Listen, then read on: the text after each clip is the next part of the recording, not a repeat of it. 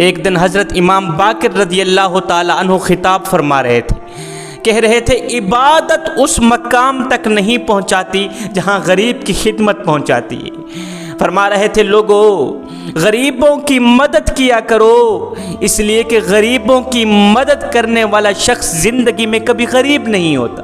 ایک شخص اٹھ کھڑا ہوا، اس نے کہا حضرت میرا ایک سوال ہے۔ کہا جی کون سا سوال؟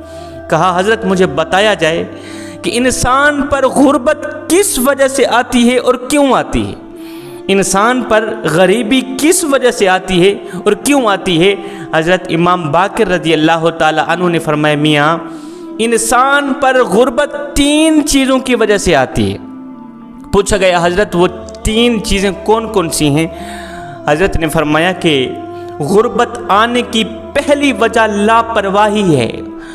لاپرواہی انسان کو دن بدن غربت کی طرف دھکیلتی چلی جاتی ہے۔ لاپرواہی انسان کو دن بدن غربت کی دلدل میں دھکیلتی چلی جاتی ہے۔ فرمایا جہاں لاپرواہی اور سستی ہوگی وہاں غربت آئے گی ہی آئے گی، کیونکہ لاپرواہی اور سستی کا غربت سے ایک گہرا تعلق ہے اور غربت کا پریشانیوں سے گہرا تعلق ہے۔ جہاں لاپرواہی اور سستی آئے گی، جس گھر میں لاپرواہی اور سستی آئے گی وہاں غربت آئے گی، جہاں غربت آئے گی وہاں پریشانی آئے گی۔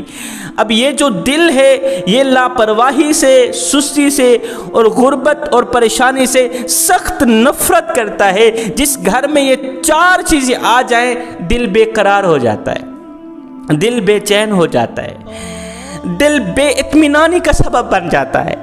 فرمایا لوگو جب تک تم لاپرواہی اور سستی کو جڑ سے اکھاڑو گے نہیں، جب تک تم لاپرواہی سے کنارہ نہیں کرو گے، سستی سے کنارہ نہیں کرو گے، محتاجی کی دلدل میں پھنسے ہی رہو گے۔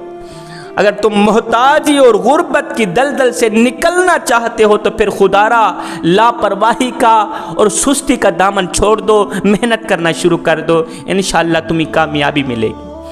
میرے کریم نبی نے ایک لاپرواہ اور سست انسان کو لوگوں سے بھیک مانگتے ہوئے دیکھا تو فرمایا اے بندے تو ہٹا گھٹا انسان ہے، اللہ تعالیٰ نے تجھے ہاتھ دیے ہیں، پاؤں دیے ہیں، اور سب سے بڑی بات یہ ہے ہاتھوں کو پاؤں کو سلامت بھی رکھا ہے، اور تو ان ہاتھوں سے اور پیروں سے حلال رزق کما کر کیوں نہیں کھاتا؟ لوگوں سے بھیک مانگتے ہوئے تجھے شرم نہیں آتی؟ اس شخص نے کہا آقا کیا کریں، لاپرواہی اور سستی نے تو بیڑا غرق کر رکھا۔ جب سے لاپرواہی آئی ہے، سستی آئی ہے، کام کرنے کا دل ہی نہیں کرتا۔ میرے نبی نے فرمایا جب کام کرنے کا دل نہیں کرے گا تو پھر ساری زندگی ایسے ہی بھیک مانگتا رہے گا۔ اس کام کو دفع کر، نفرت کر ایسے کام سے جو شرمندگی کا باعث بنے، شرمندگی کا سبب بنے۔ میرے کریم نبی نے اس شخص کو ایک کلہاڑا اور ایک رسی لے کر دی۔ فرمایا صبح سویرے جنگل پر چلے جانا، کلہاڑے سے لکڑیاں کاٹنا اور اس رسی سے لکڑیوں کو اکٹھا کر کے جمع کر کے بازار میں بیچنا۔ اس نے ایسے ہی کیا، صبح سویرے وہ جنگل کی طرف نکل جاتا، آقا کے دیے ہوئے کلہاڑے سے لکڑیاں کاٹتا اور آقا کی دی ہوئی رسی سے ان لکڑیوں کو جمع کر کے بازار میں چلا جاتا، بازار میں بیچتا۔ کچھ دن بعد میرے نبی نے اس شخص کو دیکھا، اچھی حالت میں دیکھا، خوشحال موڈ میں دیکھ کر، بہترین حالت میں دیکھ کر میرے نبی نے فرمایا بندے سنا آج کی حالت بہترین ہے یا وہ بھکاریوں والی حالت بہترین تھی؟ اور بندے یہ حالت اس مانگنے والی حالت سے اچھی نہیں۔ فرمایا اگر تم چاہتے ہو کہ غربت کے جنازے نکل جائیں، امیری عروج پر آ جائے تو پھر لاپرواہی کو جڑ سے اکھاڑ دو، سستی کو جڑ سے ختم کر دو۔ حضرت امام باقر رضی اللہ تعالی عنہ نے فرمایا غربت آنے کی دوسری وجہ صبح دیر تک سوتے رہنا ہے، صبح 12 بجے تک سوتے رہنا ہے، فجر کی نماز نہ پڑھنا، قیام نہ کرنا، رکوع و سجود نہ کرنا۔ جب فجر کا سورج طلوع ہوتا ہے تو اللہ نے فرشتوں کی ڈیوٹی لگا رکھی ہے، وہ سورج کے طلوع ہونے سے پہلے پہلے زمین پر آتے ہیں، آسمان سے اترتے ہیں، زمین پر آتے ہیں، لوگوں کے گھروں کے اندر چلے جاتے ہیں، وہ رزق تقسیم کرتے ہیں۔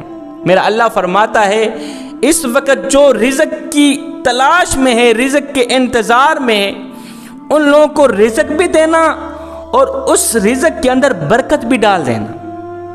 جو رزق کی تلاش میں ہے، رزق کے انتظار میں ہے، جنہوں نے فجر کی نماز پڑھی ہے، سورج ابھی طلوع نہیں ہوا، وہ بیٹھے ہیں اللہ اللہ کرتے، بیٹھے ہیں اللہ سے رزق مانگتے، میرا اللہ فرماتے ہیں ان کے رزق میں برکت بھی ڈال دینا، ان کے رزق میں خوشحالی بھی ڈال دینا، خوشیاں بھی ڈال دینا۔ میرا اللہ فرماتا ہے دیکھو جو لوگ سوئے ہوئے ہیں، جو رزق کی تلاش میں نہیں ہیں، جو حلال رزق کی تلاش میں نہیں ہیں، جنہوں نے فجر کی نماز نہیں پڑھی، جنہوں نے ابھی تک میرا نام نہیں لیا، قیام رکوع سجود نہیں کیے، جنہوں نے میرے آگے ہاتھ اٹھا کر رزق نہیں مانگا، ان کو رزق تو دے دینا مگر اس رزق کے اندر پریشانیاں ڈال دینا، برکت نہیں ڈالنی، بے برکتی ڈال دینا ہے، پریشانیاں ڈال دینا، دکھ ڈال دینا، تکلیفیں ڈال دینا۔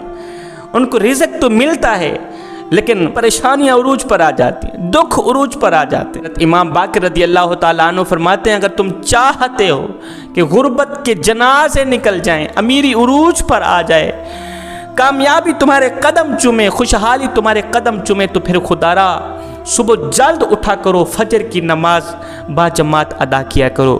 فرمایا غربت آنے کی تیسری وجہ کسی غریب کی بے بسی پر ہنسنا، کسی غریب کی غربت پہ ہنسنا۔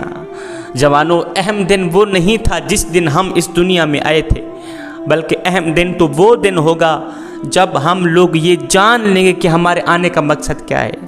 غریبوں کی غربت پہ ہنسا نہ کر، اس لیے کہ غریب ہونے میں وقت نہیں لگتا۔ اللہ تعالیٰ نے اپنی قدرت اور حکمت سے اس کائنات کو پیدا فرمایا، پھر آسمان کے نیچے زمین کو بچھایا، اس کے اوپر انسانوں کو بسایا، پھر انسانوں میں سے کسی کو مالدار تو کسی کو غریب بنایا۔ یہ اللہ تعالیٰ کی تقسیم ہے، اس پر ہر ایک کو راضی رہنا چاہیے، مگر بدقسمتی سے مالداروں کی ایک تعداد ہے جو اپنے مال کو غریبوں اور مسکینوں میں خرچ کرنے کے بجائے اپنے فن اور طاقت کا کمال سمجھ کر اپنی مٹھی کو بند کر رکھی ہے، مٹھی کھولتے ہی نہیں، سخاوت چلاتے ہی نہیں۔ غریب بیچارہ رو رہا ہے، مر رہا ہے، سسک رہا ہے، پیاسے کو پانی نہیں پلاتے، بھوکے کو روٹی نہیں کھلاتے، انہوں نے اپنی مٹھی کو بند کر رکھا ہے۔ میرے نبی نے فرمایا جو شخص دنیا میں کسی مسلمان بھائی کی دنیاوی مصیبتوں میں سے کوئی ایک مصیبت دور کر دے، اللہ تعالیٰ اس کی قیامت کے دن کی مصیبتوں میں سے کوئی ایک مصیبت دور کرے گا۔ بندے، جس رب نے تجھے امیر بنایا اسے غریب بنایا، جس رب نے تجھے خوشیاں دیں اسے پریشانیاں دیں، ہو سکتا ہے وہی رب تجھے دے کر آزما رہا ہو، اس سے لے کر آزما رہا ہو۔ آج تو عیش و عشرت کی زندگی گزار رہا ہے، وہ بیچارہ مصیبتوں میں پھنسا ہے، بیماریوں کی دلدل میں پھنسا ہے۔ ہو سکتا ہے میرا رب تجھے دے کر آزما رہا ہو، اس سے لے کر آزما رہا ہو، اور وہ غربت میں کامیاب ہو جائے، تو امیری میں ناکام ہو جائے، قیامت کے دن وہ جنت میں چلا جائے اور تو جہنم میں چلا جائے، پھر بڑے ارمان کی ہی بات ہے نا۔